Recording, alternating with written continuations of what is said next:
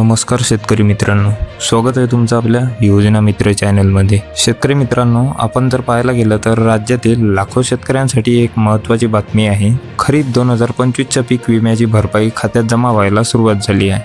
पण आतापर्यंत 1300 कोटी रुपये मंजूर झाले असून 831 कोटी रुपये शेतकऱ्यांच्या खात्यात पोहोचलेले आहेत। पण तरीही अनेक शेतकऱ्यांचे स्टेटस का दिसत नाही आणि कोणत्या पिकाला किती पैसे मिळाले व सर्वाधिक चर्चेत असलेला कापूस पीक विमा कधी येणार, या सर्व प्रश्नांची उत्तर आजच्या व्हिडिओमध्ये आपण पाहणार आहोत। व्हिडिओ शेवटपर्यंत नक्की पहा।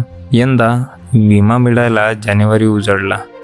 खरं तर तो आधीच मिळायला हवा होता, पण यंदाची भरपाई ही पीक कापणी प्रयोगावर आधारित आहे। म्हणजेच तुमचा मंडळ पातळीवर उत्पादन किती घट झालं त्यानुसार विम्याची रक्कम ठरते।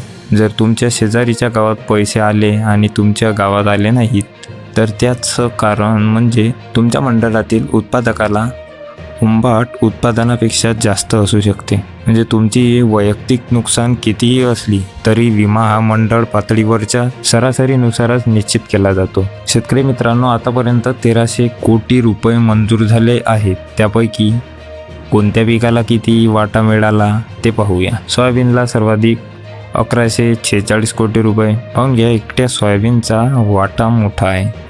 तसंच भाताला 72 कोटी रुपये, कांद्याला 26 कोटी रुपये, तसेच तुरीला 19 कोटी रुपये आणि मक्याला 12 कोटी रुपये। मूग आणि उडीद प्रत्येकी सुमारे 8.5 कोटी रुपये। इतर ज्वारी, बाजरी आणि भुईमूग मिळून सुमारे 5-6 कोटी रुपये असे मिळणार आहेत। तसेच कापूस उत्पादक शेतकरी सध्या चिंतेत आहेत। कृषी विभागाच्या माहितीनुसार कापूस विम्याचे कॅल्क्युलेशन अजून सुरू आहे। जवळपास 12,000 प्रयोगांपैकी 8,000 पूर्ण झाले आहे। उरलेले काम पुढच्या काही दिवसात संपेल आणि त्यानंतरच कापूस उत्पादकांच्या खात्यात पैसे जमा होतील। कापसाची लागवड यंदा मोठी होती, पण उत्पादनात मोठी घट झाली आहे। त्यामुळे शेतकऱ्यांना या विम्याकडून मोठी अपेक्षा आहे। यंदा अतिवृष्टी होऊनही विमा भरपाई मागच्या वर्षीच्या तुलनेत खूपच कमी आहे। याचं मुख्य कारण म्हणजे विम्याचे बदललेले निकष। 2023 मध्ये दुष्काळी परिस्थितीत विम्याने शेतकऱ्यांना मोठा आधार दिला होता, पण 2026च्या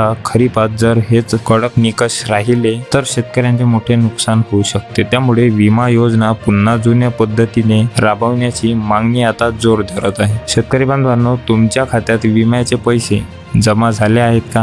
आणि जर झाले असतील तर मिळालेल्या रकमेवर तुम्ही समाधानी आहात का? आम्हाला कमेंट बॉक्समध्ये नक्की कळवा। व्हिडिओ आवडला असल्यास व्हिडिओला लाईक करा, शेअर करा आणि आपल्या योजना मित्र चॅनलला सबस्क्राईब करून बेल नोटिफिकेशन नक्की ऑन करा। भेटूया पुढच्या व्हिडिओमध्ये, तोपर्यंत धन्यवाद।